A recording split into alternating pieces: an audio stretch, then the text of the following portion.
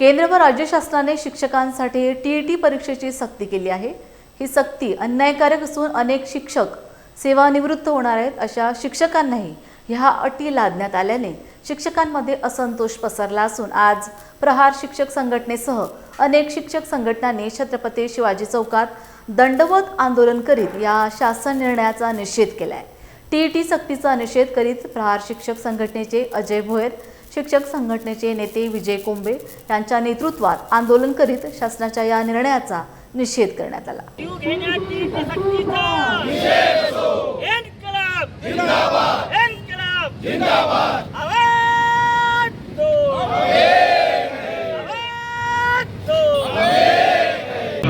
शिक्षकांचं भवितव्य उद्ध्वस्त होण्याच्या मार्गावर आहे।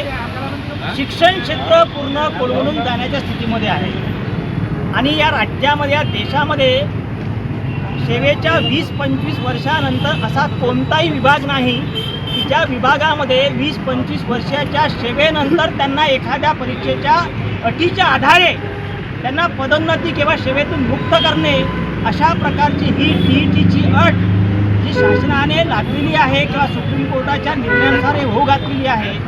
आणि म्हणून या निर्णयामुळं या शिक्षण क्षेत्राचं सर्व शिक्षक बंधू भगिनी आहे त्यांचं कुटुंब उद्ध्वस्त होणार आहे। म्हणून आज या माध्यमातून आम्ही माननीय महामहिम राष्ट्रपती महोदयांना दंडवत घालून समस्त राज्यातील 25 लाख शिक्षकांच्या वतीने साकडे घालतो आहे की आपण यामध्ये मध्यस्थी करून राज्यातील नव्हे देशातील कोणत्याही शिक्षकाचं भवितव्य कुटुंब उद्ध्वस्त होऊ नये याकरता आपण सकारात्मक पावले उचलावी आणि याकरता आमचं हे आजचं दंडवत आंदोलन प्रहार शिक्षक संघटना व समिती